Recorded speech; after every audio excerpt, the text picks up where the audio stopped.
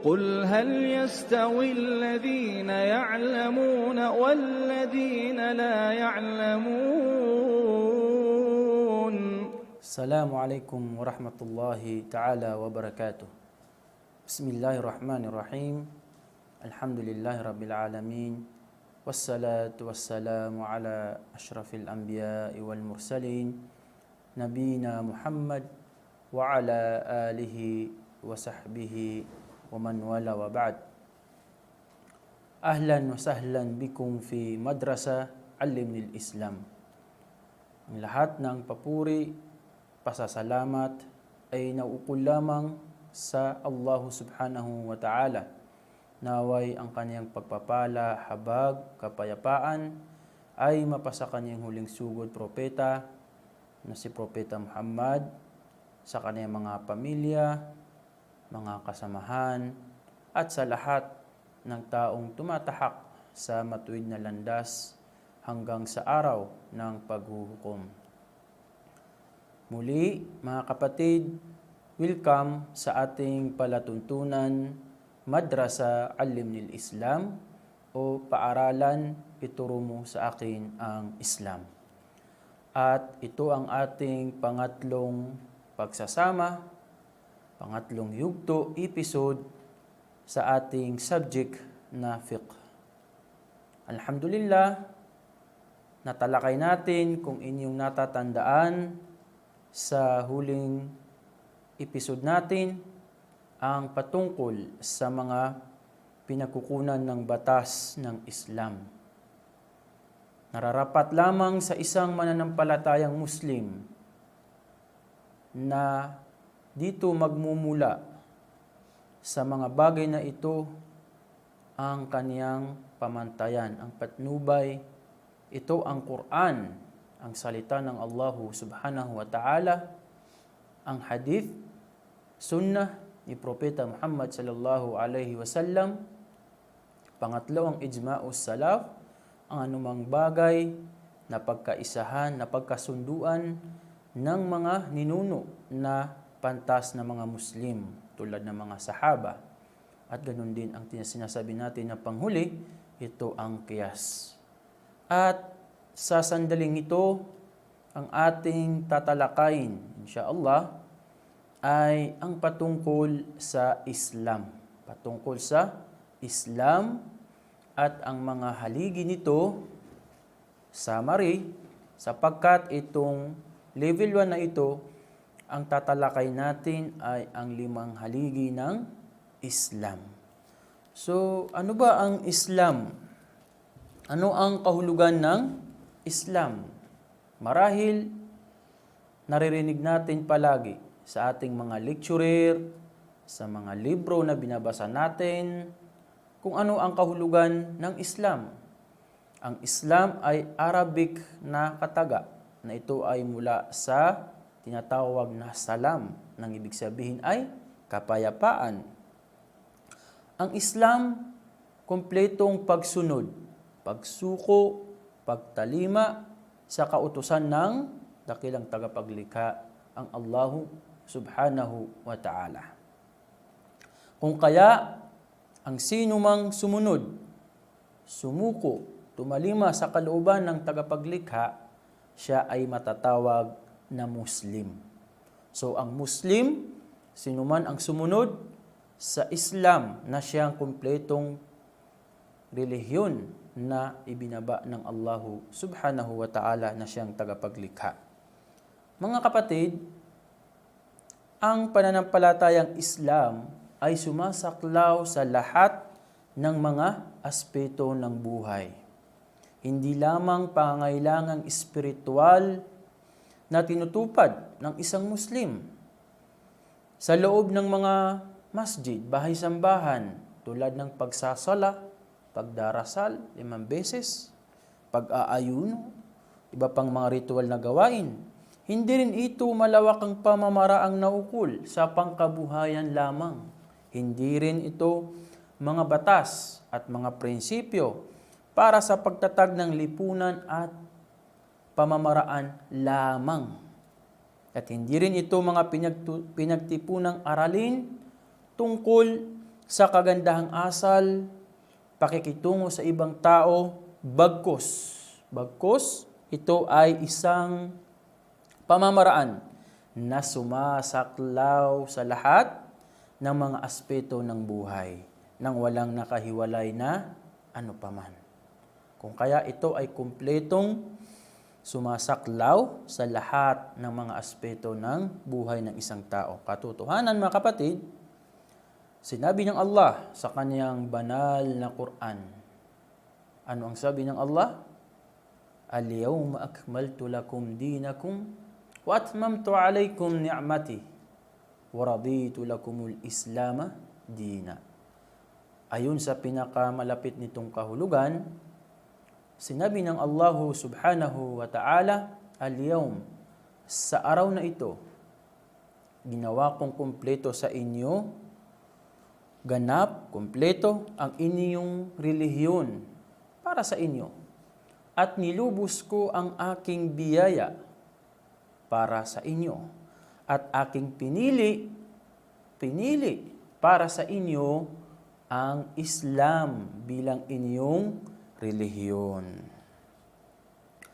Mga kapatid, ang Islam ay inihalin tulad ng ating mahal na propeta Muhammad sallallahu alaihi wasallam sa isang gusali na kung saan ito ay may mga haligi. Itong mga haligi na ito, pillars, ito yung nagpapatibay sa pananampalataya ng isang Muslim. Tulad ng nabanggit sa hadith an Ibn Umar radiyallahu anhuma qala Rasulullah sallallahu alaihi wasallam buniyal Islamu ala khamsin syahadati an la ilaha illallah wa anna Muhammadan Rasulullah wa iqamis salah wa itaiz zakah wal hajji wa sawmi Ramadan, rawahu Bukhari wa Muslim.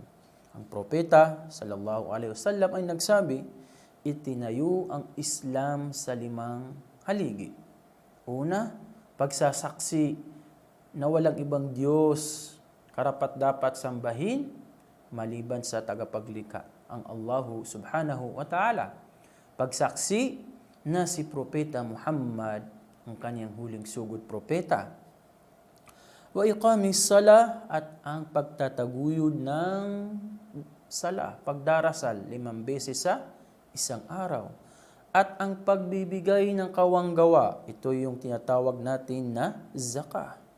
Pagsasagawa ng Hajj, 4, ito yung pilgrimahe sa Makkah, tahanan sa Kaaba, Makkah. At ang panghuli ay ang pag-aayuno, saum, sa buwan ng Ramadan. Nabanggit din sa ibang hadith, an Umar radiyallahu anhu qala, bainama nahnu julus عند رسول الله صلى الله عليه وسلم ذات يوم إذ طلع علينا رجل شديد بياض الثياب شديد سواد الشعر لا يرى عليه آثار السفر ولا يعرفه منا أحد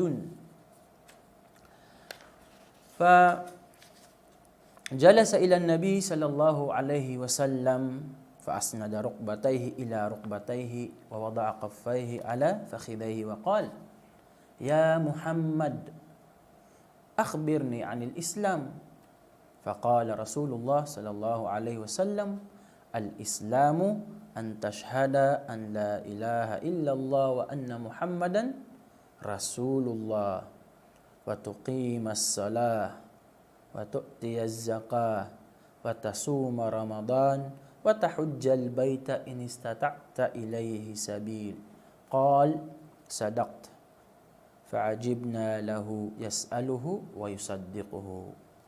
Mula sa pag-uulat ni Umar, kalugdan siya ng Allah subhanahu wa ta'ala na kanyang sinabi, isang araw habang kami ay nakaupo kasama ang propeta Muhammad sallallahu alaihi wasallam, lumitaw sa aming harapan ang isang lalaking nakasuot ng napakaputing damit. Napakaitim ang kanyang buhok. At walang palatandaan na siya ay nagmula sa malayong paglalakbay, nanggaling sa malayong lugar, at walang nakakilala sa kanya mula sa amin. Hindi namin siya kilala. Siya ay lumapit sa Propeta Muhammad sallallahu alaihi wasallam, naupo sa harapan niya, na ang tuhod niya ay nakalapat sa tuhod ng Propeta Muhammad sallallahu alaihi wasallam.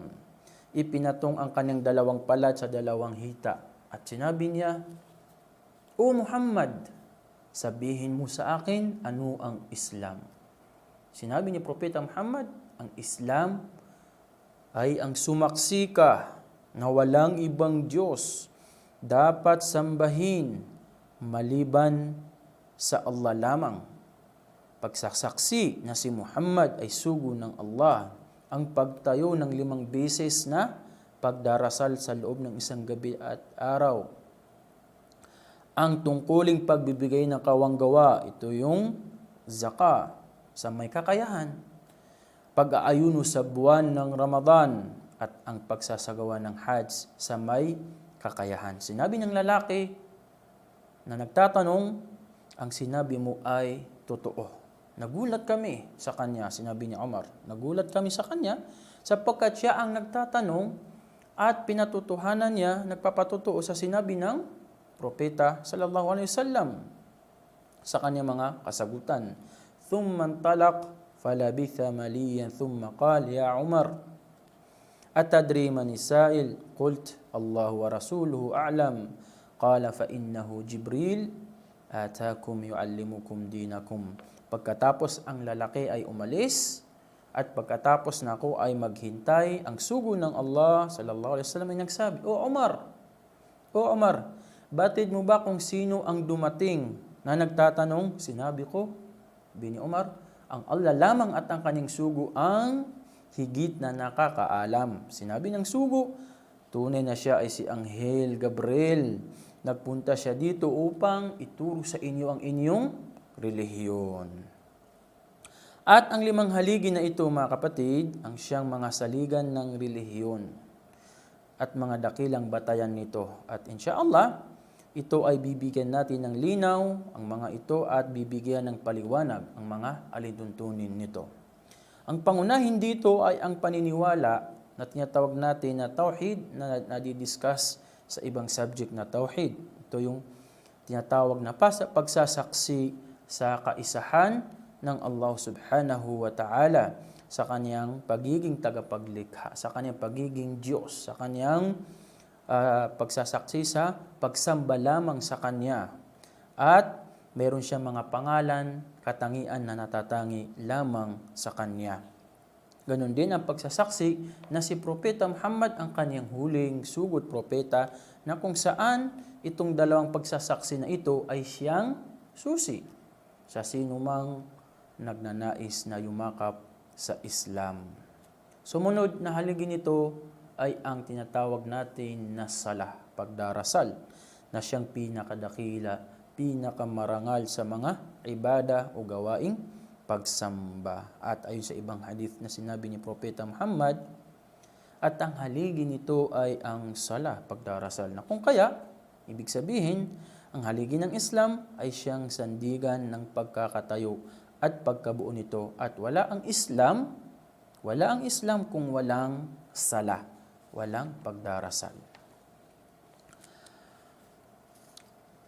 Ngunit mga kapatid, sa pagdarasal ay upang ito ay magampanan at ito ay tanggapin bilang tungkulin, kinakailangan isagawa ng isang Muslim habang siya ay nasaganap na kalinisan. At insyaallah, ito ay i-discuss natin, ang mga alintuntunin nito, ipapaliwanag natin sa mga susunod na lecture biidnillah. Pangatlong haligi ng Islam ay ang tinatawag na zakah. Sa literal na kahulugan, ito ay kalinisan, paglago. Ngunit sa Islamikong pananaw, ang zakah ay nagsasaad ng isang uri ng kawanggawa. Isang uri ito ng kawanggawa na kailangang bayaran batay sa itinakdang halaga ng kayamanan sa natatanging panahon. Ito ay tinatawag na zakah sapagkat ang pagpapala sa mga natitirang kayamanan ay dinadaragdagan ng Allah subhanahu wa ta'ala kahit na ang aktual na halaga ng kayamanan ay nababawasan. Yan ay sinabi ng Allah sa kanyang banal ng Quran, yamhaqullahu riba wa yurbis sadaqat. Pagkakaitan ng pagpapala ng Allah ang pagpapatubo, datapwat ang kawang gawa. Ang pagbibigay ng kawang gawa ay binibigyan niya ng higit na pagpapala. Pang-apat, sa haligi ng Islam mga kapatid, ay ang pag-aayuno sa buwan ng Ramadan. Ipinag-utos ng Allah bilang tungkulin sa bawat Muslim ang pag-ayuno ng isang buwan sa loob ng isang taon. Isang buwan sa loob ng isang taon. Ito ay ang pinagpalang buwan ng Ramadan, pang-siyam na buwan sa kalendaryo ng Hijri. At ito ay kanyang itinalaga bilang ikaapat na haligi mula sa mga haligi ng Islam. Sinabi ng Allah sa banal na Quran, Ya ayyuhalladhina amanu kutiba alaykumus siyam kama kutiba alal ladhina min qablikum la'allakum tattaqun. Ang kanyang pinakamalapit na kahulugan, sinabi ng Allah, o kayong mga mananampalataya, ipinag-utos sa inyo ang pag-aayuno sa buwan ng Ramadan, tulad ng pag-uutos sa mga nauna sa inyo, upang sa gayon ay magkaroon kayo ng tunay na pagkatakot sa inyong Panginoong Allah subhanahu wa ta'ala. At ang panghuli ay ang tinatawag na Hajj. Ito ay isang ibada, gawaing pagsamba na kung saan ay pinagsama-sama rito ang iba't ibang uri ng pagsamba tulad ng physical na kalusugan, spiritual at mga pananalaping kakayahan. Okay? So ito ipinag-utos ang pagsasagawa nito sa sino mang may angking kakayahang pangkalusugan, physical at pananalapi. Okay? Minsan sa tanang buhay, ibig sabihin isang beses lang ito sa tanang buhay ng isang Muslim obligado. Tulad ng sinabi ng Allah sa kanyang banal na Quran, walillahi 'alan nasi hijjul baiti man istata'a ilayhi sabila wa man kafara fa innallaha ghaniyyun 'anil 'alamin. Ipinag-utos ng Allah sa sino mang may kakayahan sa mga tao mula sa iba't ibang lipi, iba't ibang lugar na magtungo sa tahanang ito sa Makkah, Baitullah, upang isagawa ang mga alintuntunin ng Hajj. Kung sino man ang tatanggi sa pag-uutos ng Hajj na ito, ay ituturing na walang pananampalataya. Sapagkat ang Allah ay ganap na malaya mula sa lahat ng pangailangan na hindi nangailangan sa Kanya tumanggi, at sa Kanyang Hajj at sa Kanyang gawa, at maging sa lahat ng Kanyang mga nilalang. At ito ang pinakabuod ng ating lecture sa araw na ito, ang 5 haligi ng Islam at ang kahulugan nito. At insyaallah, sa sunod nating pagsasama, antabayan niyo kami. Wa sallallahu ala sayyidina Muhammad wa akhiru da'wana anil hamdulillahi rabbil alamin. Wassalamu alaikum warahmatullahi ta'ala wabarakatuh. قل هل يستوي الذين يعلمون والذين لا يعلمون